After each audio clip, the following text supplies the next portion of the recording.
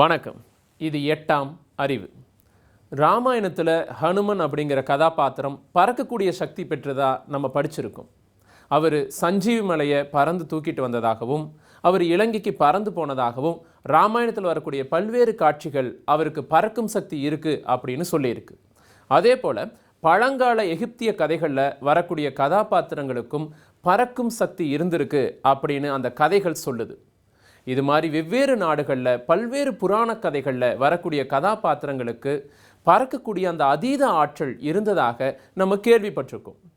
இவை எல்லாமே ஒரு கட்டுக்கதை, ஒரு கற்பனை அப்படிங்கிற அளவில் நின்றாம உண்மையானே மனிதனுக்கு பறக்கக்கூடிய ஆற்றல் இருக்குதா, அப்படி பறக்கிற மனிதன் இந்த உலகத்தில் இருந்திருக்கானா அல்லது இனிமேல் இருப்பானா அப்படிங்கிற ஒரு நோக்கத்தோட, அப்படிங்கிற ஒரு பார்வையில் பல்வேறு ஆராய்ச்சியாளர்கள் பல்வேறு விதமான ஆராய்ச்சிகளை மேற்கொண்டாங்க. அவங்களுடைய ஆராய்ச்சி முடிவுகள் சொன்னது எல்லாமே பல சுவாரஸ்யமான, அதிசயமான, அதிர்ச்சிகரமான தகவல்களாக இருந்திருக்கு. சிவபெருமானின் நெற்றிக்கண்ணில் உள்ள விஞ்ஞானம், ஹனுமான் கண்டம் விட்டு கண்டம் பறந்ததில் உள்ள விஞ்ஞானம், இந்த அபூர்வ சக்தி கடவுள்களுக்கு மட்டும்தான் உள்ளதா? ஆச்சரியம் என்னவென்றால் நமக்குள் புதைந்திருக்கும் புலன் உணர்வுகளுக்கு அப்பாற்பட்ட திறன், உள்ளுணர்வின் மூலம் மனிதன் எப்படி பறந்தான், உள்ளுணர்வின் மூலம் இறந்த காலத்தையும் வருங்காலத்தையும் எப்படி உணர்ந்தான், இது எப்படி சாத்தியம்? நம்பவே முடியாத பல பௌதீக மீறல்களையும் அதிசயங்களையும் காட்டும் மூன்றாவது கண். அதீத சக்தி பெற்ற மனிதர்களை பற்றி நம்ம நியூஸ் பேப்பர்லையும் டிவிலையும் அப்பப்போ பார்ப்போம். அவங்க சாதாரண மனிதர்களிருந்து அப்பாற்பட்டு அவங்களுடைய செயல்களும் சரி, அவங்களுடைய திறமைகளும் சரி, ரொம்பவுமே ஆச்சரியப்படக்கூடிய வகையில் இருக்கும். அப்படிப்பட்ட மனிதர்களையும் பல்வேறு விதமான ஆராய்ச்சிகளுக்கு உட்படுத்தியிருக்காங்க ஆராய்ச்சியாளர்கள்.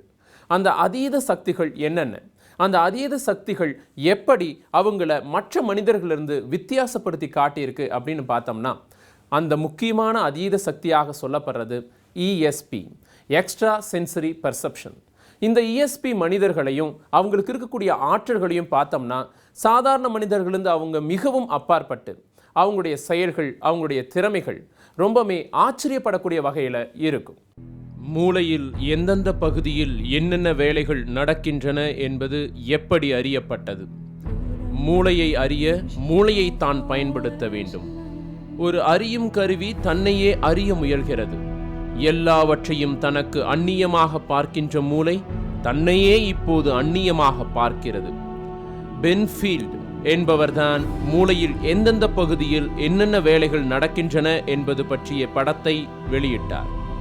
அவர் முதலில் மேப் செய்தது உடலை தூண்டி இயக்கும் பகுதிகளையே. இவர் பிரபல மூளை அறுவை சிகிச்சை நிபுணர். 1000க்கும் மேற்பட்ட நோயாளிகளுக்கு வெற்றிகரமாக மூளை அறுவை சிகிச்சை செய்தவர். நோயாளிகளின் அனுமதியுடன் தனது சொந்த ஆராய்ச்சியையும் அவர்களது மூளையிலேயே செய்து கொள்வார் பென்ஃபீல்ட். மூளைக்கு வலி உணரும் நரம்புகள் இல்லாததால் மூளையை கிள்ளினாலும் வெட்டினாலும் மூளையின் சொந்தக்காரருக்கு தெரியாது. இவரது ஆராய்ச்சியின் போது மூளையில் சில இடங்களை தூண்டும் பொழுது பழைய ஞாபகங்கள் மிக துல்லியமாக வெளிப்படுவதாக சிலர் சொன்னார்கள். வினோதமான இசைக்கருவிகளின் ஒலிகளை கேட்பதாகவும் தெரிவித்தனர். அந்த ஆராய்ச்சி முடிவுகளை வைத்து பென்ஃபீல்ட் உடல் உறுப்புகளிலிருந்து வரும் தொடு உணர்ச்சிகளை அறியும் பிரதேசங்களை மேப் செய்தார். இன்றும் கூட பென்ஃபீல்ட் தயாரித்த மேப் தான் மெடிக்கல் பாட புத்தகங்களில் காணப்படுகிறது. எக்ஸ்ட்ரா சென்சரி பெர்செப்ஷன், சுருக்கமாக ESP அப்படின்னு சொல்கிறாங்க. புலன் கடந்த உணர்ச்சி அப்படின்னு தமிழில் சொல்லலாம். உணர்ச்சிங்கிறது நமக்கு இருக்கிற 5 புலன்கள், கண், காது, மூக்கு, நாக்கு, சுவை, அப்புறம் உடல் தொடர் உணர்ச்சி. இந்த 5 உணர்ச்சிகள்னு சொல்கிறோம். உணர்வுகள்னு ஒன்று இருக்குது. அதுக்கு எனக்கு வந்த கோபம், எனக்கு வந்த அழை, எனக்கு வந்த சந்தோஷம், வெறுப்பு, அருவருப்பு, அவமானம், பயம், ஆக்ரோஷம், இதெல்லாம் உணர்வுகள். இப்போ உணர்வுகள்ங்கிறது மனசு சம்பந்தப்பட்டது, உணர்ச்சிகள் புலன் சம்பந்தப்பட்டது. 5 புலன்களில் வருகின்ற உணர்ச்சிகளை பெர்செப்ஷன் சொல்கிறோம். உணர்ச்சிகளுக்கு பெர்செப்ஷன். இந்த பெர்சீவ் பண்ணுவதற்கு புலன்கள் தேவைப்படுது. இப்போ கண்ணுங்கிறது ஒரு கேமரா, காதுங்கிறது ஒரு மைக்கு, இப்போ நாக்குங்கிறது ஒரு டேஸ்ட்டு கண்டுபிடிக்கிற ஒரு கருவி, மூக்கும் அதே மாதிரி ஒரு கருவி. இதெல்லாம் ஒரு கருவிகள், இந்த புலன் கருவிகள். இந்த புலன் கருவிகளை பயன்படுத்தி பெர்சீவ் பண்ணுறது வந்து புலன் அறிவு, புலன் உணர்ச்சி அப்படின்னு சொல்கிறோம். ஆனால் இஎஸ்பிங்கிறது அப்படி இல்லை. இந்த புலன்கள் சம்மந்தப்படாமல், இந்த உணர்ச்சிகள் சம்மந்தப்படாமல், இதை கடந்து வேறொரு புலனால், வேறொரு உணர்ச்சியால் அறிவது வந்து புலன் கடந்த உணர்ச்சிங்கிறோம். அது எக்ஸ்ட்ரா சென்சரி பெர்செப்ஷன். மூளையின் மிக முக்கியமாக தெரிந்து கொள்ள வேண்டிய உள் உறுப்புகள் நிறைய உண்டு. அவற்றை நாம் 3 பகுதிகளாக பிரித்து அறிந்து கொள்வது எளிது. பாம்பு மூளை என்கிற கீழ் மூளை, பசு மூளை என்கிற நடுமூளை மிட் பிரெயின், மனித மூளை என்கிற பெருமூளை செரிப்ரம். இவை முறையே உடல், உணர்வு, அறிவு என்கின்ற 3 முக்கிய வேலைகளை செய்கின்றன. இம்மூன்றும் ஒன்றன் மீது ஒன்றாக அமைந்துள்ளன. மூளை காம்பு பெயருக்கேற்ப காம்பு மாதிரி இருக்கின்றது. நடுமூளை அதன் மீது சிறிய பந்து மாதிரி அமர்ந்திருக்கிறது. பெருமூளை இவற்றின் மீது பெரிய குடையை கவிழ்த்தாற்போல் பரவி இருக்கிறது. இவற்றில் சிறிதும் பெரிதுமாக ஏகப்பட்ட சிறு உறுப்புகள் உள்ளன. அதீத சக்தி பெற்ற மனிதர்களை பற்றி நம்ம நியூஸ் பேப்பர்லேயும் டிவிலையும் அப்பப்போ பார்ப்போம். அவங்க சாதாரண மனிதர்களிருந்து அப்பாற்பட்டு அவங்களுடைய செயல்களும் சரி, அவங்களுடைய திறமைகளும் சரி, ரொம்பவுமே ஆச்சரியப்படக்கூடிய வகையில் இருக்கும். அப்படிப்பட்ட மனிதர்களையும் பல்வேறு விதமான ஆராய்ச்சிகளுக்கு உட்படுத்தியிருக்காங்க ஆராய்ச்சியாளர்கள். அந்த அதீத சக்திகள் என்னென்ன, அந்த அதீத சக்திகள் எப்படி அவங்கள மற்ற மனிதர்களிலிருந்து வித்தியாசப்படுத்தி காட்டியிருக்கு அப்படின்னு பார்த்தோம்னா, அந்த முக்கியமான அதீத சக்தியாக சொல்லப்படுறது இஎஸ்பி, எக்ஸ்ட்ரா சென்சரி பெர்செப்ஷன்.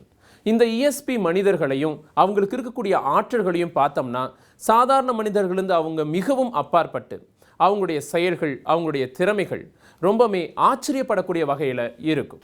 இது எப்படி சாத்தியமா? உதாரணமாக இந்த பூவை நான் பார்க்குறேன். இதனுடைய மஞ்சள் நிறம் எனக்கு கண் மூலமாக தெரியுது. இதை தொட்டு பார்த்து இது வந்து மிருதுவாக இருக்குதுன்ற உன்னுடைய தொடு உணர்ச்சி சொல்லுது. இந்த வாசனை எனக்கு வந்து இதனுடைய 3வது புலனால் இந்த வாசனையை அறிகிறேன். ஒருவேளை இது வந்து ஒரு சாப்பிட்ற பழமாக இருந்தால் சுவை மூலம்னு அறிவதற்கு உண்டு. இதனுடைய சப்தத்தையும் நான் கேட்கலாம். இது பிக்கும் பொழுதோ, அது வந்து தட்டி பார்க்கும் பொழுதோ உண்டான சப்தத்தை 5 புலன்கள் மூலம் பார்க்கிறேன். இதே மாதிரி ஒன்றை இந்த கண்ணை பயன்படுத்தாமல், இந்த காதை பயன்படுத்தாமல், என்னுடைய எந்த புலனையும் பயன்படுத்தாமல் எங்கேயோ இருக்கின்ற ஒன்றை நான் பார்க்க முடியும் அப்படின்னு சொன்னால் அது புலன் கடந்த பார்வை அப்படின்னு ஆகும். அந்த புலன் கடந்த பார்வை வந்து டெலி கம்யூனிகேஷன், டெலிபேத்தி அப்படின்னு சொல்கிறாங்க.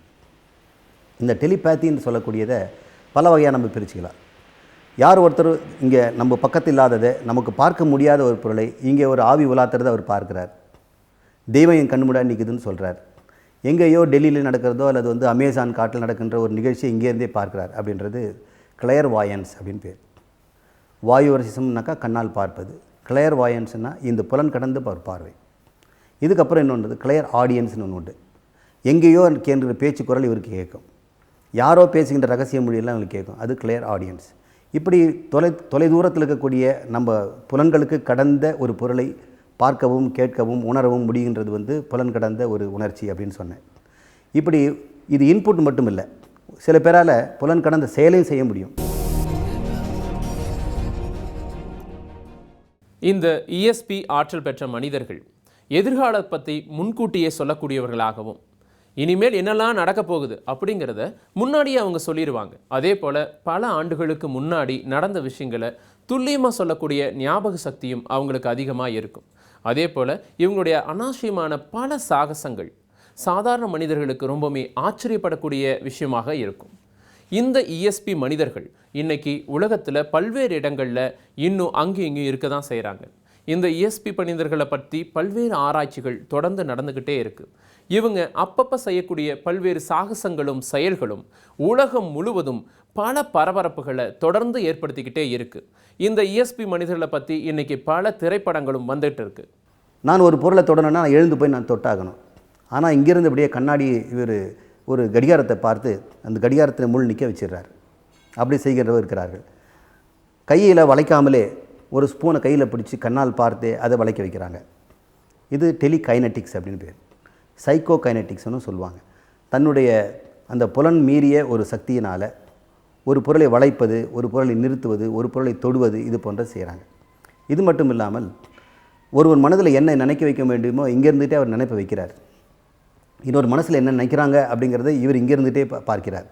இப்படி மனதுக்குள்ள தொடர்பும் இருக்கிறத பார்க்குறோம். இது ஒட்டுமொத்தமாக இது வந்து டெலிபேத்தி என்று சொல்லக்கூடிய தொலை உணர்வு. இந்த தொலை உணர்ச்சி என்ற அடிப்படையில் இதை நம்ம பார்க்கலாம். உணர்வுகளையும் பார்க்கலாம், உணர்ச்சிகளையும் பார்க்கலாம். இதனால் என்ன மக்களுக்கு பயன் எதாக இருக்குதா? இது வந்து இன்றைக்கு நேற்று இல்லைங்க, மனிதன் தோன்றிய காலத்திலேருந்தே இந்த டெலிகைனட்டிக்ஸ் டெலிபேத்திங்கிறது உண்டு. தெய்வ ரகசியங்கள்லாம் மனிதனுக்கு தெரிந்ததெல்லாம், ரிஷிகளை கண்டுபிடிச்சதெல்லாமே இந்த டெலிகைனட்டிக்ஸு அல்லது டெலிபேத்தி, இந்த கிளையர் வாயன்ஸு கிளையர் ஆடியன்ஸு தான். சிவபெருமானை பற்றி பல்வேறு கதைகளில் புராணங்களில் நம்ம படிச்சிருக்கோம். சிவபெருமானுக்கு நெற்றிக்கண் இருந்ததாகவும் அந்த மூன்றாவது கண்ணின் வாயிலாக அவர் பல சாகசங்களை செஞ்சதாகவும் நம்ம கேள்விப்பட்டிருக்கோம். அதே போல் அவர் கூட இருந்தவங்க எல்லாமே அதீத ஆற்றல் பெற்றவர்களாக இருந்திருக்கிறதாகவும் நம்ம கதைகளில் படிச்சிருக்கோம், கேள்விப்பட்டிருக்கோம். இவரை இஎஸ்பி மனிதரோட ஒப்பிட்டு பார்க்குறாங்க இன்னைக்கு இருக்கக்கூடிய ஆய்வாளர்கள். இவங்க என்ன சொல்கிறாங்கன்னா, அந்த காலத்தில் சொல்லப்பட்ட கதைகளில் வரக்கூடிய கதாபாத்திரங்களுக்கு அதீத ஆற்றல் இருந்திருக்கு. அந்த ஆற்றல் இருந்திருக்கான வாய்ப்புகள் உண்மை. அதாவது அது வெறும் கற்பனையான கதாபாத்திரங்கள் அல்ல, அப்படிப்பட்ட மனிதர்கள் உண்மையிலேயே அன்னைக்கு வாழ்ந்திருக்கலாம் அப்படின்னு சொல்கிறாங்க இந்த ஆய்வாளர்கள். அப்படிப்பட்ட மனிதர்கள் தான் இஎஸ்பி மனிதர்கள். அந்த காலத்தில் தங்களுடைய உள்ளுணர்வை பயன்படுத்தி அந்த அதீத சக்தி அவங்களுக்கு கிடைச்சதாகவும் அதன் வாயிலாக பல சாகசங்களை அவங்க செஞ்சதாகவும் இன்னைக்கு இருக்கக்கூடிய ஆய்வாளர்கள் தங்களுடைய ஆராய்ச்சி முடிவுகளின் மூலமாக சொல்கிறாங்க. வணக்கம். இந்த 8ஆம் அறிவு நிகழ்ச்சியில் இஎஸ்பி, அதாவது நம்மளுடைய உணர்வுகளுக்கு அப்பாற்பட்ட சக்தியை வச்சு நிறைய அபூர்வமான விஷயங்கள் எல்லாம் பண்ணிகிட்ருக்காங்க மனிதர்கள் இந்த உலகத்தில். அப்படி இன்றைக்கி நான் இந்த நிகழ்ச்சியில் பார்க்க போகிறது ஒரு உண்மையாலுமே ஒரு ஆச்சரியமான விஷயம்தான். எனக்கே ரொம்ப ஆர்வமாக இருக்குது அதை போய் பார்க்கணும் அப்படின்ட்டு. அது எப்படிங்க ஆவியலோட பேசுகிறது, இது சாத்தியமா அப்படின்னு நிறைய பேர்த்துக்கு அது ரொம்ப வினோதமான ஒரு விஷயமா இருக்கலாம். இப்போ நம்ம பார்க்க போகிறது மிஸ்டர் ஸ்ரீராம் பட்டேல்.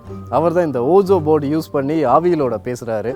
நானும் அதில் போய் உட்கார போகிறேன். உண்மையாலுமே அந்த ஆவியலோட பேசுகிறது வந்து உண்மைதானா அப்படின்னு பார்க்குறதுக்காக போயிட்டுருக்கேன். இது ஒரு ஆராய்ச்சியும் தான். வாங்க போகலாம்.